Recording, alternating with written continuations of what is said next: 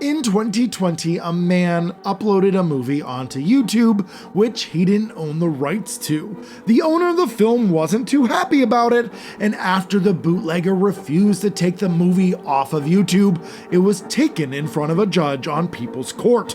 And what movie is so important that you would risk financial ruin defending?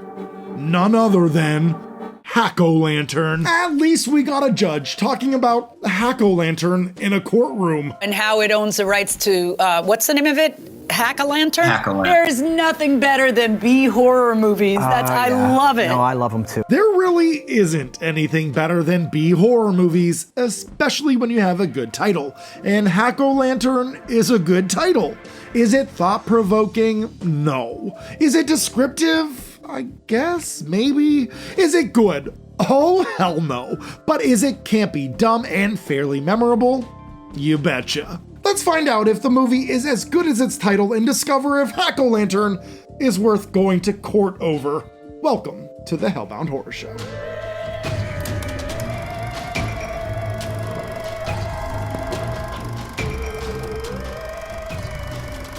Young Tommy gets a visit from his grandpa, who gives Tommy a pumpkin and a small gift after telling him how special of a boy he is. Because you are very, very special.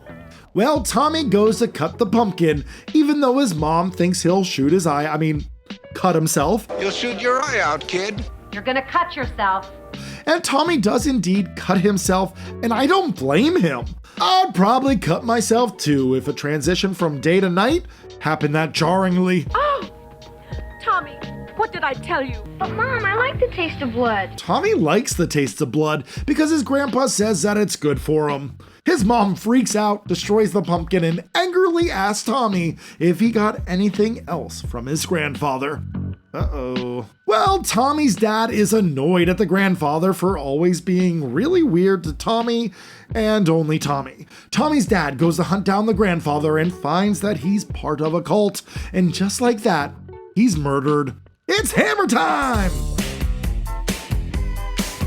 Touch this. After they burn Tommy's dad, we find out that Tommy ended up getting a pretty cool pentagram amulet from his grandpop. Cool. Well, Tommy grows up to be Mac's dad, but just a younger version. Next time, you're dead. Smuggling heroin through your anus. And we find out that Tommy's grandpa is one sick dude. He apparently had his way with his own daughter, and Tommy may actually be his own child.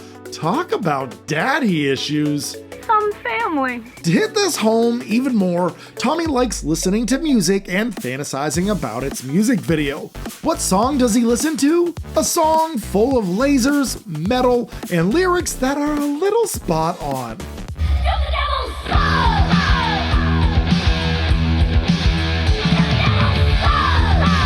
Talk about getting head.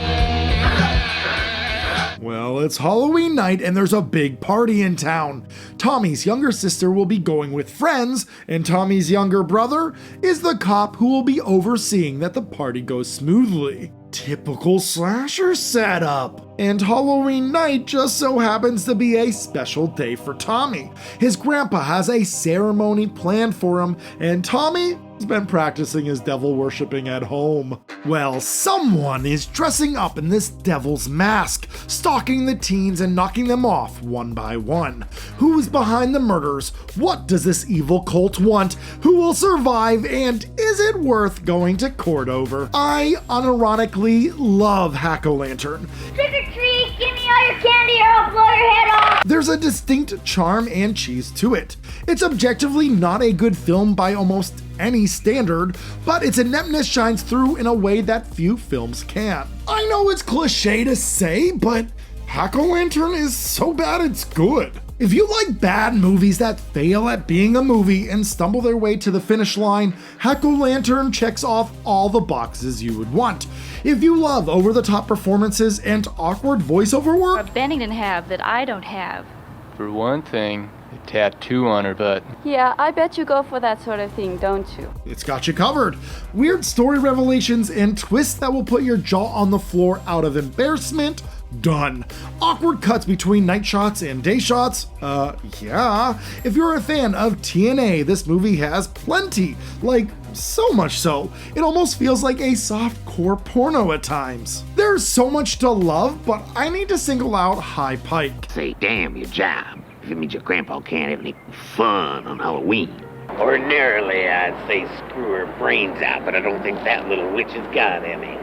His acting here is something else. It's a performance like none other. It's over the top, crude, amateurish, but it's the most committed acting performance I've ever seen. The movie starts to make a little bit more sense when you realize it was an Indian financed film.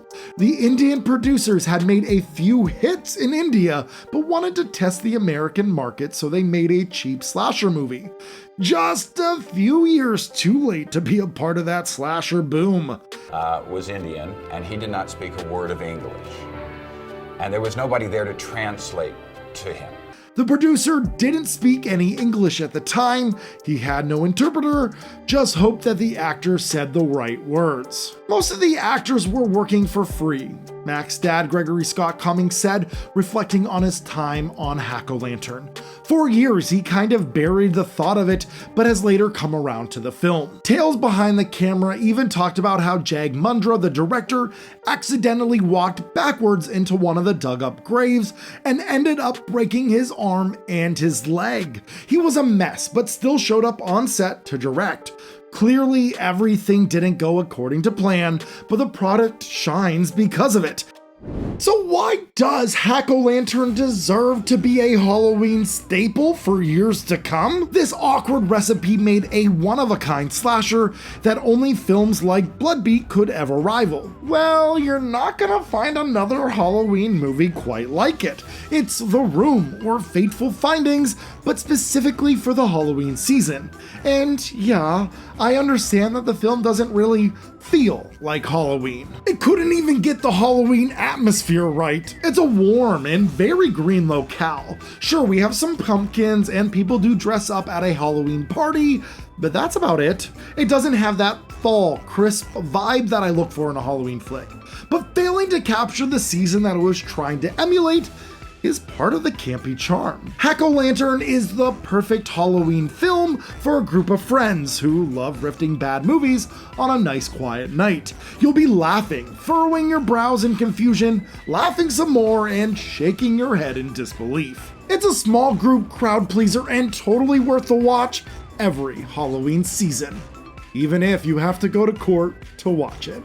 And that's all I have for tonight. So thank you so much for watching, and stay spooky, everyone.